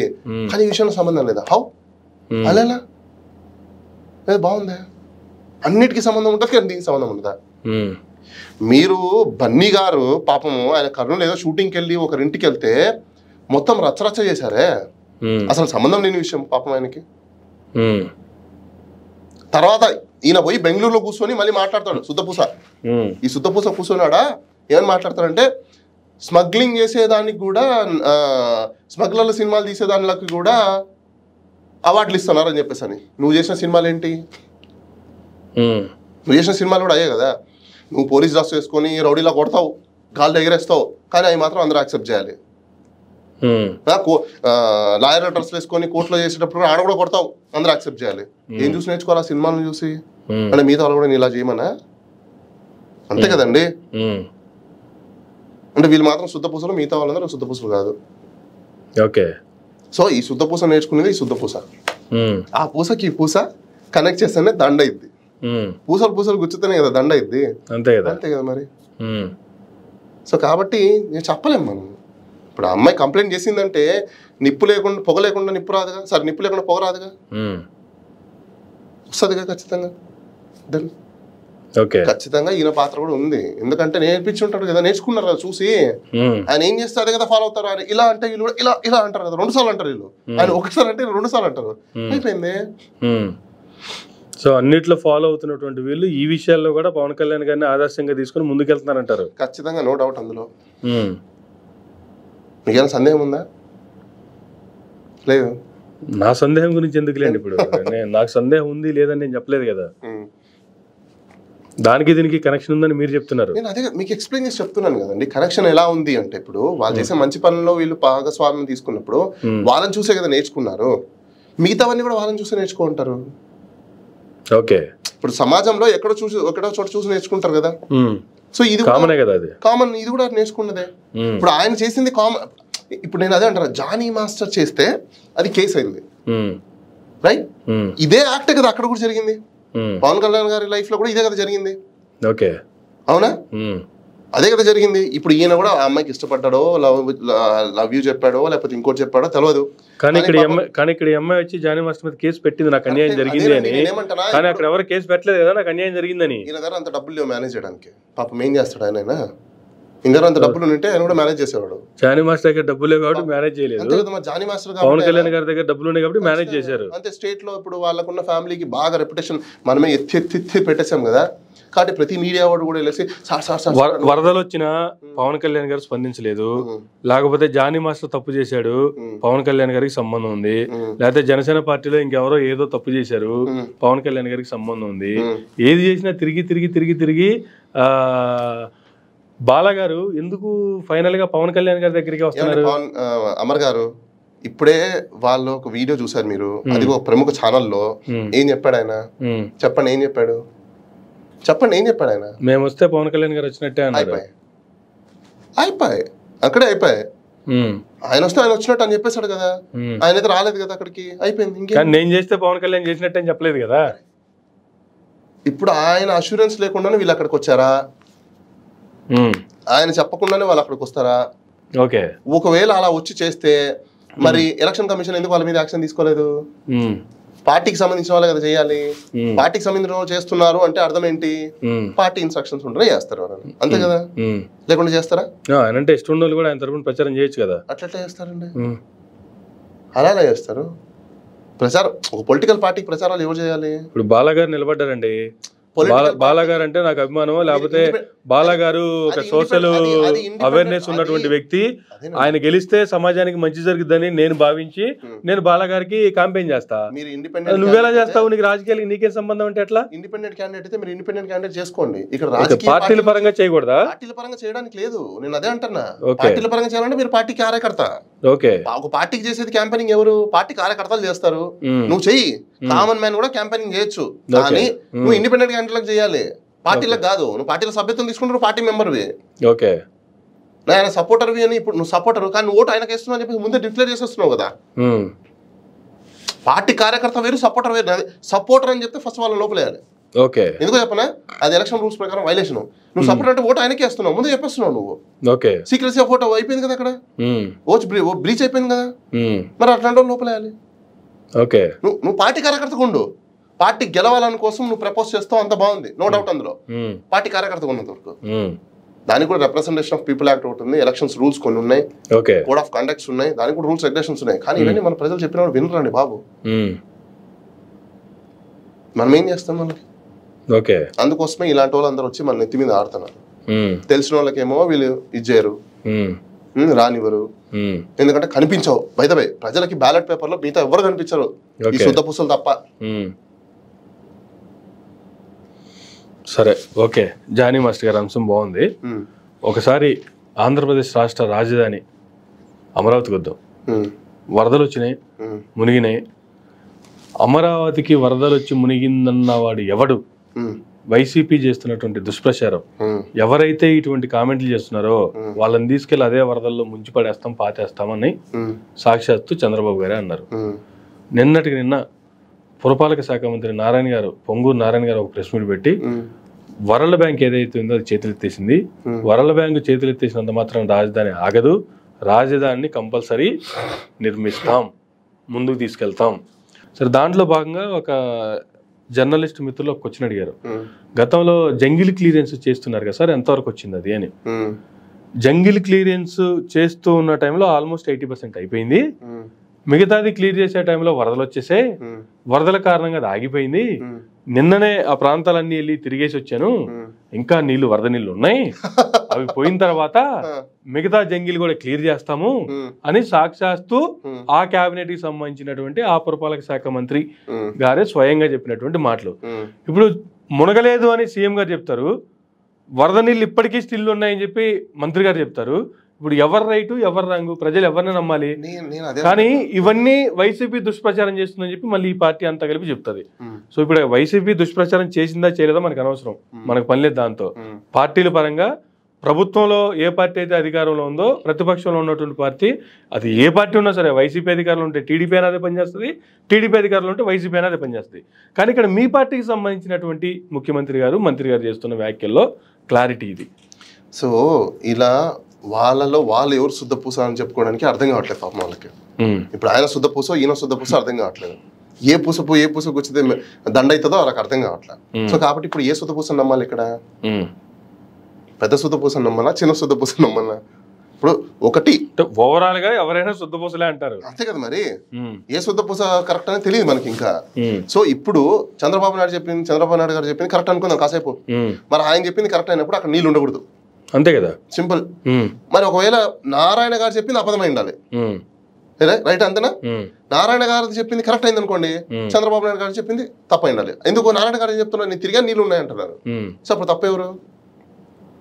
ఒక రాష్ట్ర ముఖ్యమంత్రి ప్రజలకు మీడియా ముఖంగా ఇచ్చే తప్పుడు సమాచారాన్ని ఏమంటారు తెలుసా? ఇది బ్రీచ్ ఆఫ్ ఓత్ కదా. ఓకే, ఇప్పుడు ఆయన మీద ఇమీడియట్ గా గవర్నర్ గారికి లేఖ రాసి బర్తరఫ్ చేయమని చెప్పి అడగకూడదా? కానీ నిన్నటి వరకు రాజధాని మునిగిపోయింది అని ఎవరన్నా సరే తీసుకెళ్లి పాతేస్తామన్న ముఖ్యమంత్రి గారే నిన్న ఆయన చేసినటువంటి కామెంట్స్, ఏ సిటీ మునగకుండా ఉంటుందండి? అసలు ఆంధ్రప్రదేశ్ రాష్ట్రంలో ఏ సిటీ సేఫో చెప్పండి? వైజాగ్ తిత్లీ తుఫాన్ రాలేదా? కర్నూలు ఫ్లడ్స్ వచ్చి మొత్తం గతంలో మునిగిపోయిన చూడలేదా? తిరుపతి ఫ్లడ్స్ మునిగిపోలేదా? నెల్లూరు మునిగిపోలేదా? ఏ సిటీ సేఫ్ గా ఉందంటే అని మరలా అదే ముఖ్యమంత్రి కరెక్టే. ఎవరి లోపాలు ఇక్కడ? మీ లోపాలే. ఎందుకు చెప్పనా, నేను బండ్స్ ని కరెక్ట్ గా పెట్టుకోవాల్సింది, కరెక్ట్ చూసుకోవాల్సింది మీరే కదా. బండ్లు వేసిన తర్వాత దానికి సిమెంట్ వాల్స్ పెట్టాల్సింది ఎవరు? ఎందుకు పెట్టలేదు ఇప్పుడు దాకా? ఇన్ని వరదలు వచ్చినప్పుడు ముందే మీరు ప్రికాషనరీగా చూసుకొని కాలువలకు అన్నిటికీ కూడా మీరు సిమెంట్ బండ్లు ఎందుకు వేయలేదు? సిమెంట్ లో వాల్స్ ఎందుకు పెట్టలేదు? రిటైనింగ్ వాల్స్ ఎందుకు పెట్టలేదు? మీరు తప్పు ఎవరిది? ఎవరిది తప్పు? మీరే. ఓకే, మీ వల్ల మేము ఎందుకు నష్టపోవాలి? మీకు చేత కాకపోతే పోండి. వచ్చి జనాల దగ్గరకు వచ్చేసి నేనే పీక్తాను, నేనే పొడుస్తాను, నేనే ఇది చేస్తాను. అది మార్కెట్లో అమ్ముతా అంటారు చూసిన, ఏ రెండు కూరగాయలే, బెండకాయలే, చిక్కుడుకాయలే, మడికలే అని చెప్పేసి అట్లా చెప్తారు కదా. చేత కాకపోతే పొండి అని మీరు బాగానే అంటున్నారు. ఇలా ఇష్టం వచ్చినట్టు మాట్లాడే నాలుగులకి తాళాలు వేస్తారని చెప్పి చంద్రబాబు గారు అంటున్నారు కదా. మరి వాళ్ళు మాట్లాడిన దానికి ప్రజలు ఏం చేయాలి? అంటే మీరు చేస్తేనే కరెక్టా, మిగతా వాళ్ళు చేస్తే కరెక్ట్ కాదా? ఎక్కడి వరకు న్యాయం అది? మీకు న్యాయం, మాకు ఇంకేం ప్రజాస్వామ్యం అండి ఇక్కడ? నాకు అర్థం కాలేదు. ఏం డెమోక్రసీ, ఏం ఫ్రీడమ్ ఆఫ్ స్పీచ్, ఏం ఈక్వాలిటీ, ఏం లేదు. అదే నాకు తెలిసి ఇట్లయితే ఏదో నామకే వాసి రాజ్యాంగం ఉంది, నామకే వాసి రాజ్యాంగం ప్రకారం నడుస్తుంది అంటున్నాం. ఇన్స్టిట్యూషన్ వాళ్ళు చేస్తే కరెక్ట్, మిగతా వాళ్ళు చేస్తే మొత్తం సర్వనాశనం అయిపోయింది. ఇన్స్టిట్యూషన్ మొత్తం తగలడిపోయాయి, సంస్థలు మొత్తం అంతా ఇదైపోయి చిన్న భిన్నమైపోయి మొత్తం అంతా రాష్ట్రం అంతా అల్లకొల్లం అయిపోయింది. ఈ శుద్ధ పూసలు ఏం చెప్తారో వాళ్ళకి అర్థం కాదు, శుద్ధ పూసలు ఏం చేస్తారో వాళ్ళకి తెలియదు. మరి ఏ శుద్ధ పూసతో దండ అవుతుందో తెలియదు, రాష్ట్రానికి ఎప్పుడు దండేస్తారో తెలియదు. గతంలో కృష్ణలంకలో రిటర్నింగ్ వాళ్ళు కట్టారు, అది వైసీపీ కట్టారని ప్రజలు అంటున్నారు. కాదు, మేము స్టార్ట్ చేస్తే ఆ తర్వాత వైసీపీ వచ్చి సరిగ్గా చేయకుండా సరే ఓవరాల్ గా చేసింది, బట్ అది కూడా కంప్లీట్ చేయలేదు, కరెక్ట్ గా చేయలేదు అని టీడీపీ వాళ్ళు కామెంట్లు చేస్తున్నారు. సరే, ఎవరు కరెక్ట్ చేశారు ఎవరు రాంగ్ చేశారు పక్కన పెడితే, రిటైనింగ్ వాళ్ళైతే వచ్చింది. అది టీడీపీ కట్టిందా వైసీపీ కట్టిందా సెకండరీ, ఎవరు కట్టినా వచ్చింది. దాని వల్ల కృష్ణలంక సేఫ్, అది అందరికి కనిపిస్తుంది. ఇదే తరహాలో రాజధాని చుట్టూ రిటైనింగ్ వాలేస్తాము అనేటువంటి కామెంట్లు పురపాలక శాఖ మంత్రి నారాయణ గారు చేస్తున్నారు. రాబోయే రోజుల్లో నాకు తెలిసి ఇది ఒక పెద్ద బిగ్ స్కామ్ మళ్ళీ అయితే. దాని పేరు ఆల్మోస్ట్ దానికి ఒక 3 లక్షల కోట్ల ఓన్లీ ఫర్ రిటైనింగ్ వాల్ అయిపోయింది. Total capital. అది అయిపోయిందండి, ఇంకా అక్కడ ఇంకేముంది. ఇప్పుడు రాజధాని కట్టాలంటేనే 10 సంవత్సరాల నుంచి రాష్ట్రం విడిపోయి 10 సంవత్సరాలు అయిపోయింది.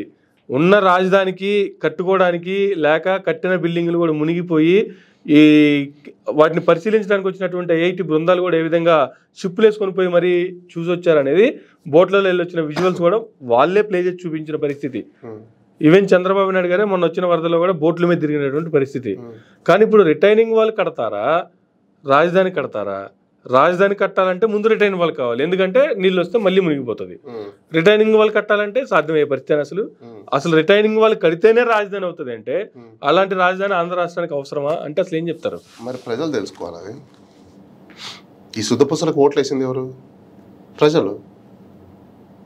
మరి ప్రజలు తెలుసుకోవాలి. ఇప్పుడు శుద్ధపూసని గెలిపించింది ఎవరు? ప్రజలు. మరి ప్రజలు తెలుసుకోవాలి. ఒక ఆయన ఏమో డిప్యూటీ చీఫ్ మినిస్టర్ చేశారు, ఆయన ఒక శుద్ధపూస. మరి వీళ్ళందరూ తెలుసుకోవాలి కదా, ప్రజలు తెలుసుకోవాలి. ఇంకా 3 లక్షల కోట్లు రిటైనింగ్ వాళ్ళు కట్టుకుంటూ పోవడానికి మాకు 3 లక్షల కోట్లు కావాలంటే ఏం చేస్తాం? రాష్ట్రం అదే నేను అనేది, అమరావతి అమరావతి అమరావతి, క్యాపిటల్ క్యాపిటల్. ఎవరైనా క్యాపిటల్ క్యాపిటల్ అన్న వాళ్ళు చెప్తున్నారు కదా, ఆ క్యాపిటల్లో ఎవరెవరు ఉంటారు, ఏ ఏ వ్యక్తులకు వస్తాయి, ఎవరెవరు జీవనాల ఉపాధి కోసం అక్కడ ఏమేమి ఉంటాయి అని చెప్పేసి చెప్పండి. క్లారిటీగా పిక్చర్ ఏమని చెప్పండి.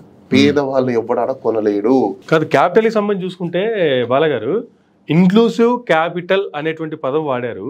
ఇన్క్లూసివ్ క్యాపిటల్ అంటే కేవలం ఆ 29 గ్రామాలకు సంబంధించి మాత్రమే ఇది క్యాపిటల్ అనేటువంటి పదం అనేది కొంతమంది చెప్తున్నటువంటి వాదన.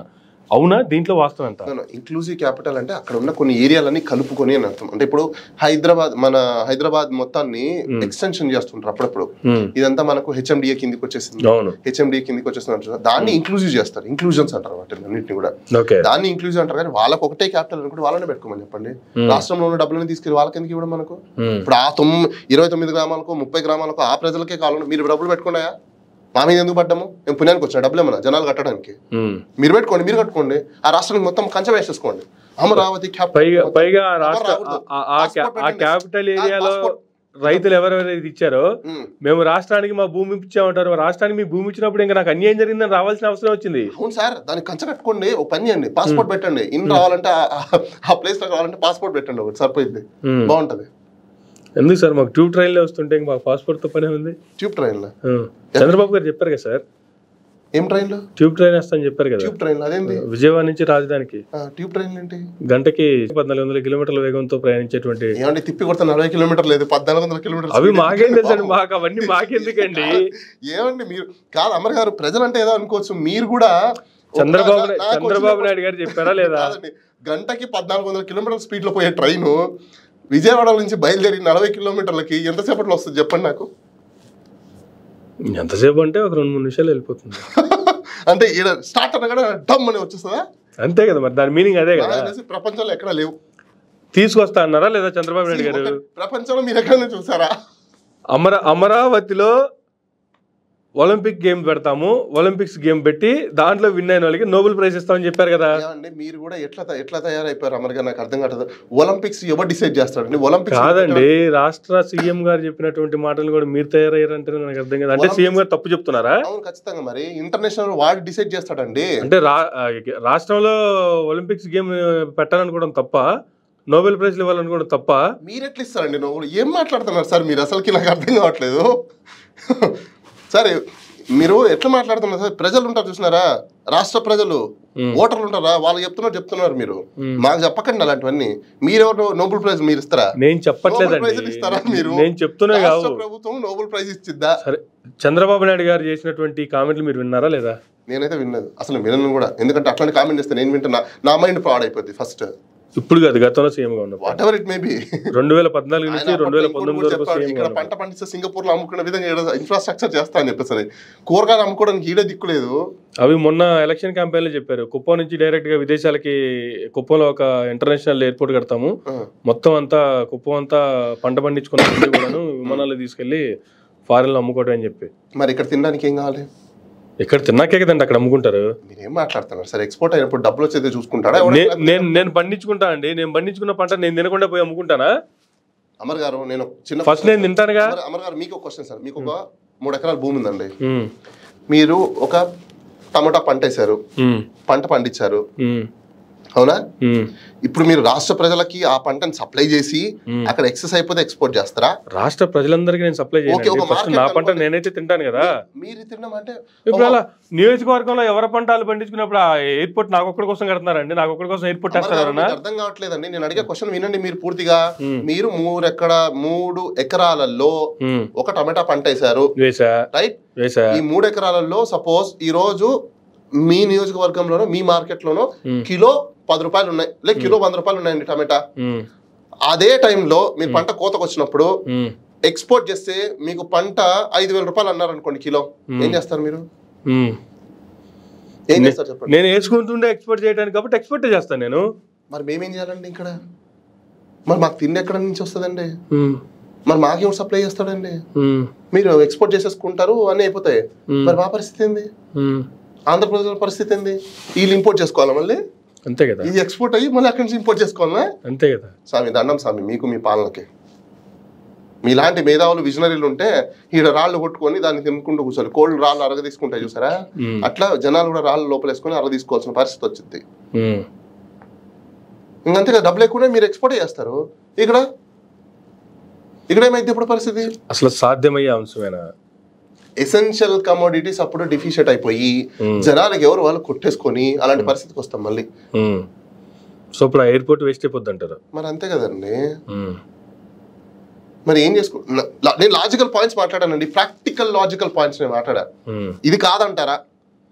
ఎక్స్పోర్ట్ కి ఫస్ట్ ఇంపార్టెన్స్ ఇస్తారా లేకపోతే డొమెస్టిక్ ఇంపార్టెన్స్ ఇస్తారా చెప్పండి? జనరల్ గా పంట పండించినటువంటి రైతు ఎవరైనా సరే ముందు మన గ్రామం, మన చుట్టుపక్కల జనాలు వీళ్ళు తినాలి, వీళ్ళు మంచిగా ఉండాలని కోరుకుంటారు. ఎవరైనా ఎవరు కోరుకుంటున్నారు?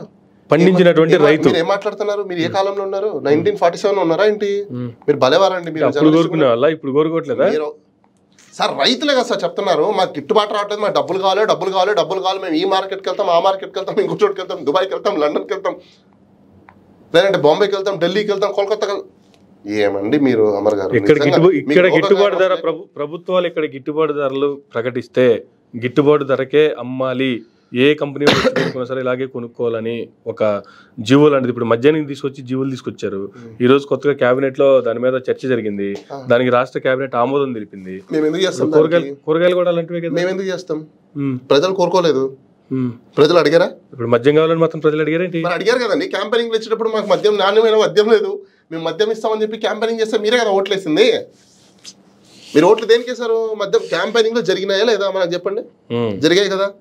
నాణ్యమైన మద్యం ఇస్తాం, అన్ని బ్రాండ్లు తీసుకొస్తాం, ధరలు తగ్గిస్తాం అని చెప్పారా కదా.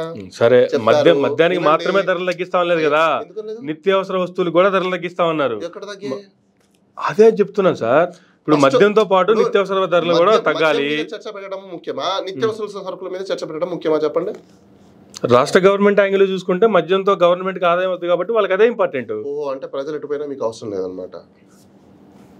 నెక్స్ట్ ప్రజలే కదండి. ఏమంటే నాకు ఇక్కడ ఈ రోజు తినడానికి దిక్కులేదురా బాబోయ్ అంటే నువ్వు రేపటి రోజు బతుకుతావు, ఆ రోజు చూద్దాం అన్నట్టుంది. మీరు ఆడ వెంటిలేటర్ మీద ఉన్నవాడికి వాడికి ఆక్సిజన్ లేదంట. ఇలా అంటే అలా అంటారు, అలా అంటే ఇలా అంటారు. ఏది అడిగినా కూడా ఇట్లా కాలిగిస్తే వేలికి వేలేస్తే కాలికి అని ఈ రెండు కాకపోతే బోడిగుడికి వేసారు అన్నట్టుంది. నేను లాజిక్ మాట్లాడుతున్నా మీకు. నేనేం చెప్తున్నా, ఇప్పుడు మీరు నిత్యావసర సరుకుల గురించి మాట్లాడారు. ముందు ఇంపార్టెంట్ నిత్యావసర సరుకులా లేకపోతే లిక్కరా? నో రెండిట్లో ఫస్ట్ చెప్పండి. అధికారంలోకి రావడానికి ఏవైతే హామీలు ఇచ్చారో ఆ హామీల్లో లిక్కర్ అనేది ఒక అంశం, నిత్యావసర వస్తువుల ధరలు తగ్గించడం అనేది కూడా ఒక అంశం. ఏది ముందు తీసుకోవాలి చెప్పండి నాకు? ప్రజల యాంగిల్ చూస్తే ఫస్ట్ నిత్యావసర వస్తువులు తగ్గాలి. మరి వీళ్ళు తీసుకునేది ఏంటి? మద్యం పాలసీ. మరి అలాంటప్పుడు అది ఎవరికి బెనిఫిట్? గవర్నమెంట్ కి తర్వాత ఇంకా గవర్నమెంట్ తర్వాత ఎవరికంటే ఇంకా మద్యం ప్రియులకి. ఆ మద్యం ప్రియులు ఎక్కడ ఉంటారు? ఉంటారు వాళ్ళు పక్క రాష్ట్రాల్లో ఉంటారు. ఆ మద్యం అమ్మే వాళ్ళు ఎక్కడ ఉంటారు? వేరే గ్రహాల్లో ఉంటారు. ఆ మద్యం అమ్మే వాళ్ళు ఎక్కడ ఉంటారు? వాళ్ళలో. ఎవరికి సంబంధించిన వాళ్ళు ఉంటారు? గవర్నమెంట్ కి సంబంధించిన వాళ్ళే ఉంటారు. అయిపోయింది. బెనిఫిట్ ఎవరికి? గవర్నమెంట్ కి. డబ్బులు ఎక్కడి నుంచి పోతున్నాయి? రాష్ట్ర ప్రజల నుంచి.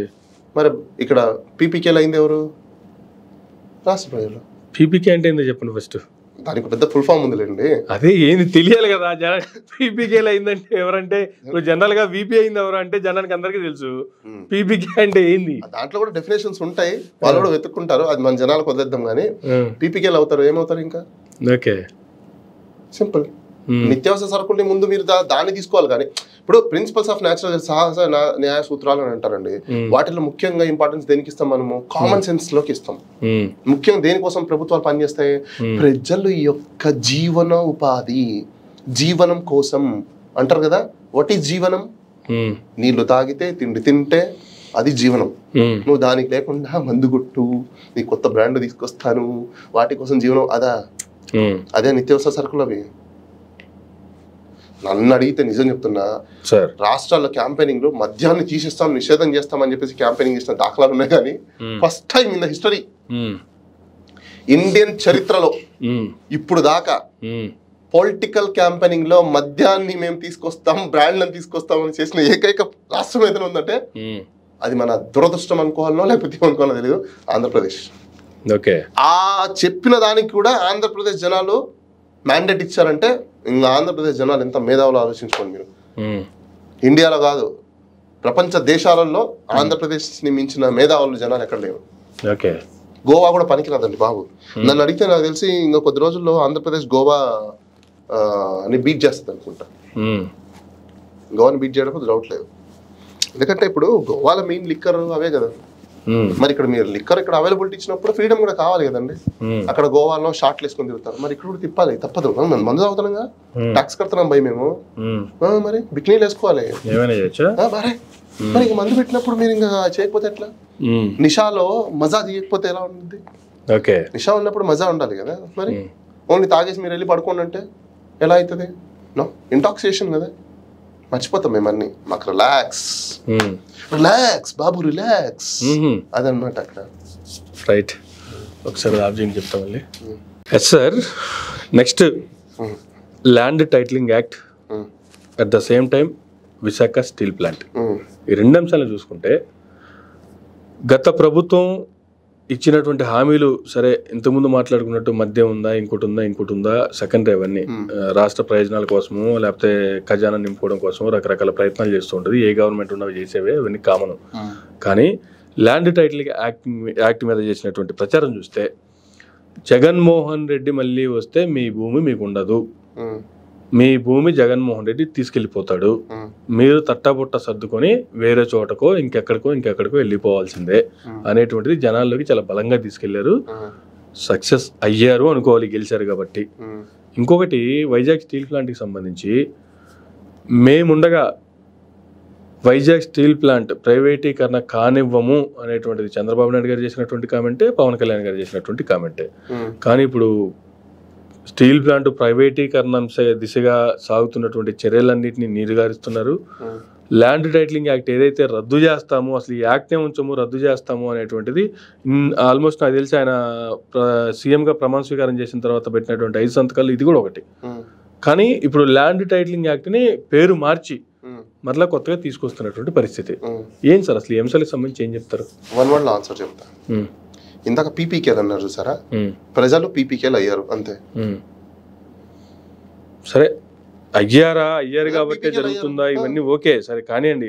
పీపీకేలు అయినంత మాత్రాన తీసుకెళ్ళి అమ్మేసుకుంటాము, ప్రైవేటీకరణ చేస్తాము, లేదంటే మరలా మేము అవే యాక్ట్లు మళ్ళీ పునరుద్ధరిస్తామంటే కాదు కదా. ఏం చేస్తారు మీరు? మేము చేస్తాం. ఏం చేస్తారు మీరు? అంటే అధికారం ఉంది కాబట్టి ఏమేం చేస్తారా? మా ఇష్టం. ఏం చేస్తారు? ఎంతకాలం ఉంటారు అధికారంలో? మరి అలా మా ఇష్టం ఉన్నప్పుడు మా ఇష్టం. మీ ఇష్టం అంటే మా ఇష్టం, మేము చేస్తాం. మీరెవరు అడగడానికి? ప్రజలు ఇచ్చిన మ్యాండేటరీ ఏ పార్టీకైనా 5 సంవత్సరాలే. అది కొత్తగా రాష్ట్రం ఏర్పడిన తర్వాత ఫస్ట్ టీడీపీకి ఇచ్చారు 5 సంవత్సరాలే, తర్వాత వైసీపీకి ఇచ్చారు 5 సంవత్సరాలే, ఇప్పుడు కూటమికి ఇచ్చారు, అది 5 ఏళ్ళ 10 ఏళ్ళ సెకండరీ. అప్పుడు చూసుకుంటాం. నా ఇష్టం అంటే మేబీ 5 సంవత్సరాలు ఉండొచ్చు, ఉండకపోవచ్చు. 5 సంవత్సరాలు కూడా ఉండట్లేదేమో ఈసారి అనేటువంటి కామెంట్లు కూడా వస్తున్నాయి. ఈ రోజే కేంద్ర కేబినెట్ లో ఒక బిల్లు పెట్టారు జమిలీ ఎలక్షన్ సంబంధించి, కేంద్ర కేబినెట్ ఆమోదించింది. దానికి నెక్స్ట్ శీతాకాల సమావేశాల్లో బిల్లు కూడా ప్రవేశపెడతారట. బిల్లు అయితే విత్ ఇన్ షార్ట్ టైము జమిలీ ఎలక్షన్స్ వచ్చేసినట్టే కదా. వస్తే ఇంకా అన్ని రాష్ట్రాలకు ఒకేసారి మళ్ళీ ఎలక్షన్స్ వస్తే పరిస్థితి ఏంటి? అదేనండి నేనేమంటానా, ప్రస్తుతం మా ప్రభుత్వం ఉంది, మా ప్రభుత్వం అన్నప్పుడు నచ్చినట్టు మేము చేస్తాం. ఎస్ చేస్తాం. అప్పుడు మేము చెప్తాం మీకు నచ్చినట్టు చేసుకోవడానికి కాదు కదండి, ప్రజలు మీకు మ్యాండేటరీ ఇచ్చింది. వినండి అమర్ గారు, మేము అప్పుడు ప్రజలకు చెప్పాం. ఇప్పుడు పేరు మారుస్తున్నాను, పేరు మారుస్తున్నాం ఇప్పుడు. ఓకే, మారిస్తే సరిపోద్దా? అంతే, సరిపోయింది. ఇప్పుడు ప్రజలు నిజంగానే నమ్మారండి. ప్రజలు నిజంగానే నమ్మారు. నిజంగా మరలా గవర్నమెంట్ వైసీపీకి వస్తే మా భూములు పోతాయేమో అని నమ్మారు. మేము తీసుకోము మీ భూముల్ని, వాళ్ళైతే తీసుకుంటారు, మేము తీసుకోము. అలా ఎలా చట్టం ఉంటే అలా ఎలా తీసేసుకుంటారు, కానీ మేము అలా చేయము. అలా ఎలా అవుతుందండి? శుద్ధ పుస్తకం అండి.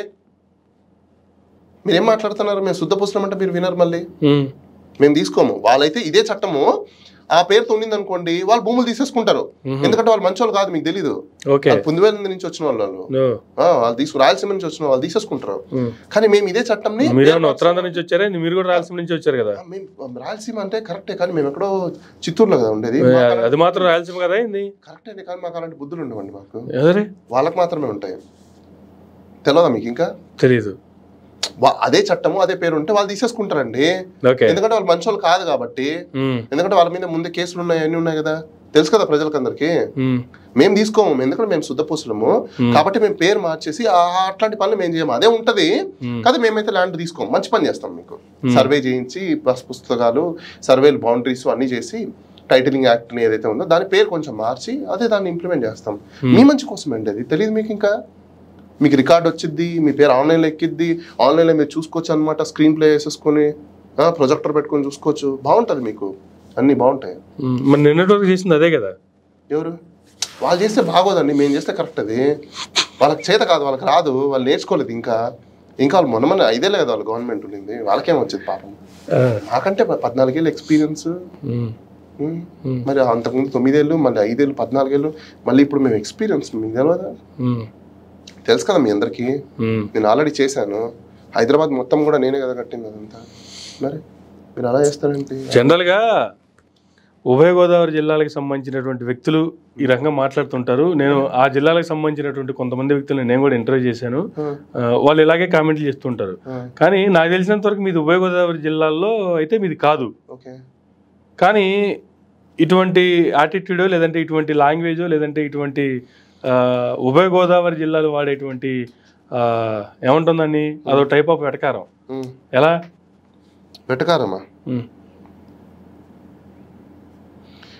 ఏం వెటకారమో ఏం కారమో నాకు అర్థం కావట్లేదు. మీరు వెటకారం అని ఎట్లా అంటున్నారు? మీరు ఏ బేసిస్ మీద వెటకారం అంటున్నారు? అంటే ఆయన చేస్తే తప్పు, నేను చేస్తే తప్పు కాదంటే ఇది జనరల్గా ఈ ఉభయ గోదావరి జిల్లాలో వేసేటువంటి డైలాగ్స్ అనమాట ఇవి.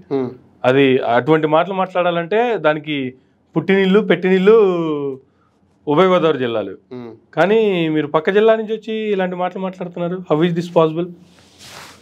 అమర్ గారు, నేనేం చెప్తున్నాను, మేము మంచి వాళ్ళం కాబట్టి మేము అలాంటి పనులు చెయ్యము. మీరు అంటే ఇప్పుడు ప్రస్తుతం ఉన్న గవర్నమెంట్. ఓకే. సో అంటే వాళ్ళు చెప్పిన మాటల్ని నేను అట్లా చెప్తున్నాను మీకు. ఓకే. మేము మంచోళ్ళము, మేము ఆల్రెడీ మాకు 14 సంవత్సరాల ఎక్స్పీరియన్స్ ఉంది. మేము అలాంటి పనులు అయితే చేయము. మేము ప్రతి ఒక్కరికి హక్కుల్ని కల్పిస్తాము, ప్రతి ఒక్కరికి మేము సమానంగా చూస్తాము, ప్రతి ఒక్కరికి మేము స్వేచ్ఛను ఇస్తాము, ప్రతి ఒక్కరికి కావాల్సినవన్నీ మేము ప్రభుత్వము అన్ని నడుపుతాము.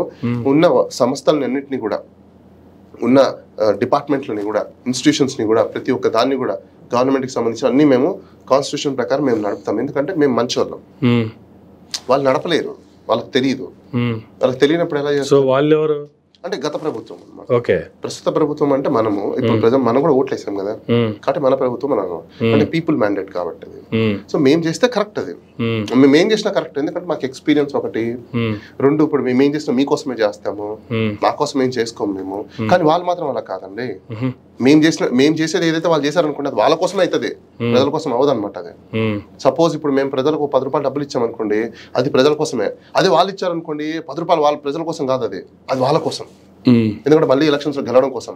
అదే మేము అలా చేసామనుకోండి, ఎలక్షన్స్ లో గెలవడం కోసం కాదు, మీకు డబ్బులు ఇవ్వడం కోసం. అంత వేరియేషన్ తెలుసా మీకు? తెలీదా ఇంకా మీకు? లేదండి.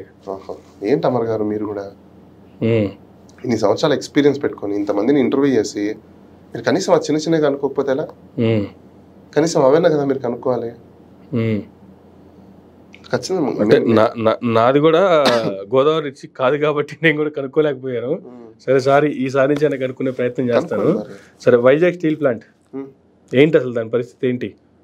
ఎవరో ఒకరు వచ్చి ఇన్వెస్ట్ చేస్తారండి. అప్పుడు చేసినప్పుడు మేము అపోజ్ చేసాము. అప్పుడు కొంతమంది దుష్ప్రచారం చేశారు ఏమని చెప్పేసి అని, అది ప్రైవేటీకరణ అయిపోతే ఏం రాదు రాష్ట్రానికి, ప్రజలంతా నష్టపోతారని చెప్పేసి అని మేము కూడా అది నమ్మేసి అన్నేసాము.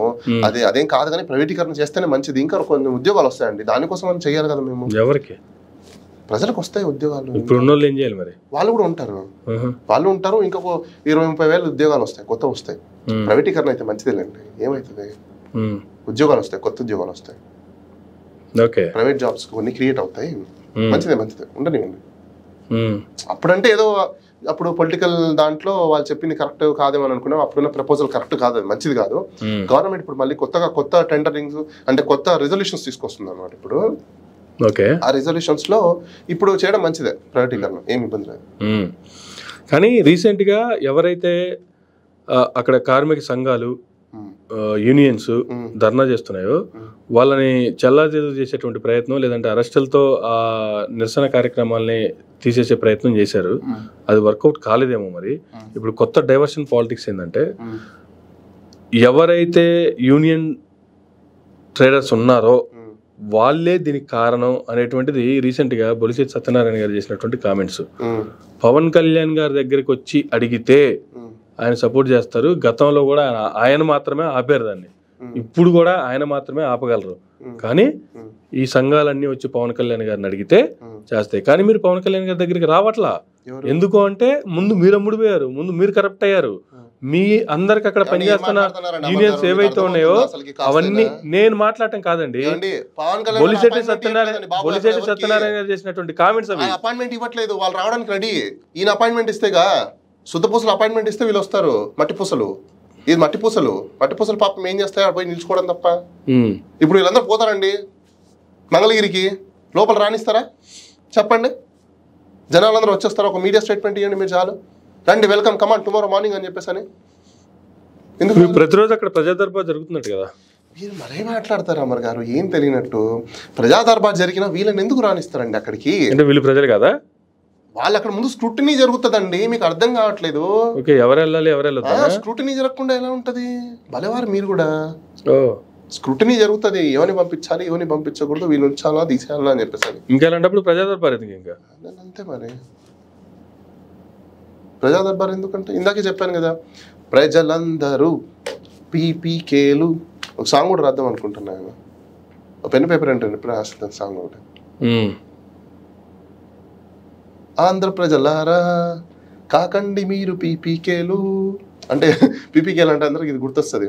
కోవిడ్ కిట్లు ఉన్నాయి చూసారా, గుర్తుందా మీకు? కిట్లు రాలేదు అట్లా పీపీఏలు, వీళ్ళు పీపీకేలు అంతే. సరే, మీరు సాంగులు రాసుకుంటారా లేకపోతే వ్యాసాలు రాస్తారా? ఆడాడు జైల్లో కూర్చున్న జీవిత చరిత్ర రాసుకుంటా అన్నట్టు బ్రహ్మానందం చెప్పినట్టుంది. కానీ ఇది సరే, ఇవన్నీ కాసేపు పక్కన పెడితే ఏంటి ఫైనల్ గా ప్రైవేటీకరణ పరిస్థితి ఏంటి? స్టీల్ ప్లాంట్ అంశానికి మంచిదే, ప్రైవేటీకరణ వస్తే జాబ్లు వస్తాయి, 30-40 వేల జాబ్లు వస్తాయి. ప్రైవేటీకరణ చేయడం వల్ల కొంతమంది ఇన్వెస్టర్లు వస్తారు. తెలియదా మీకు? ఇంకా ఇన్వెస్ట్మెంట్ వచ్చింది రాష్ట్రానికి, రానివ్వండి. జాబులు కూడా వస్తాయి, రానివ్వండి. ఏమవుతుంది? అయితే గీతే మహా అంటే ప్రజలు పీపీకేలు అవుతారా? అవనివ్వండి, ఏం కాదు. కానీ ఇన్ని సంవత్సరాల నుంచి అవుతున్నారు కదండి, ఈసారికి ఏమవుతుంది ఒక టర్మ్, అవనివ్వండి. నెక్స్ట్ అంతా రా చూద్దాం. అంతేనా? అంతే అండి. ఏమని చెప్పాలా? ఇంకా చెప్పండి, మీరేమైనా కోరుకుంటున్నట్టున్నారు, ఏదైనా చెప్పాలి మనసు. నాకు చాలా కోరికలు ఉన్నాయి, కానీ మీరు ఏది పోయినా కూడా పీపీకేల దగ్గరికి పోయి ఆగిపోతున్నారు. చెప్పండి, ఏం కోరిక? మీ కోరిక ఏదో చెప్దాం. మేము వస్తే ఆపమన్నారు కదండి, ప్రైవేటీకరణ కాకుండా మేము చేస్తా ఉన్నారు కదండి. చెప్పండి, మళ్ళీ అదే టాపిక్ తీసుకొస్తారు మీరు. ఇప్పుడు చెప్పేశాను కదా మీకు, ఆల్రెడీ కన్క్లూజన్ ఇచ్చాను కదా. నోటికి తాళం ఎలా? మీకు ఏమన్నా? నోటికి వద్దులండి, చంద్రబాబు గారు చెప్పినట్టు నాలుగు తాళం వేయండి. అదే నాలుగు తాళం ఏమంటారా? అంటే నోటికి తాళం వేస్తే అడిగితే తాళాలు వేసేస్తారా? అడగకపోతే మీ ఇష్టం వచ్చిన ప్రైవేటీకరణ చేస్తారా? ఎందుకంటే మాకు అధికారం ఉంది, మా ఇష్టం అంటారా? మా ఇష్టం. మీకు అధికారం ఇచ్చాం, మీ ఇష్టం అంటే ఇప్పుడు ప్రజలు కూడా రేపు పొద్దున వాళ్ళు కూడా మళ్ళీ మాకు వచ్చింది అవకాశం, మా ఇష్టం అనేటువంటి పరిస్థితి వస్తుంది కదా. చూద్దాంలేండి, అప్పుడు ఎలా ఉంటాయి పరిస్థితులు చూద్దాము. పొలిటికల్ ఈక్వెషన్స్ అప్పుడు ఎలా ఉంటాయి చూద్దాం. ఇప్పుడు ఎందుకు మనం అనవసరంగా దాని గురించి చర్చించుకోవడం? చెప్పండి. దానికి చాలా టైం ఉందంట. చాలా టైం ఉందిలేండి, ఇంకా మా ప్రభుత్వం ఉంది, మ్యాండేట్ ఉంది మాకు. చూద్దాం, అప్పుడు చూద్దాం. సరేనా? అయిపోయింది ఇంటర్వ్యూ ఇక్కడితో. ఇంకేమైనా ఉన్నాయి క్వశ్చన్స్ మీవే? ఓకే, చెప్పండి. ఇంకా సరే ఇంత విన్న తర్వాత ఇంకేమైనా అడగాలంటే నాకు కూడా ఇంకేం అడగాలి అర్థం కావట్లేదు. అవునా? సరే కన్క్లూడ్ చేసేద్దాం. ఓకే. సరే ఫైనల్లీ బాలగారు కోరుకున్నట్టు క్యాబినెట్లో మినిస్టర్స్ బర్తరఫ్ జరుగుతుందా? జరిగితే ఎప్పుడు? అసలు జరిగే అవకాశం ఉందా? ఖచ్చితంగా. లేదు ఉన్నటువంటి 5 సంవత్సరాలు కాలక్షేపానికి సరిపోతుందా? నో, రాబోయే 6 నెలల లోపల ఖచ్చితంగా వీళ్ళు బర్తరఫ్ అయితే అవుతారు, అందులో నో డౌట్.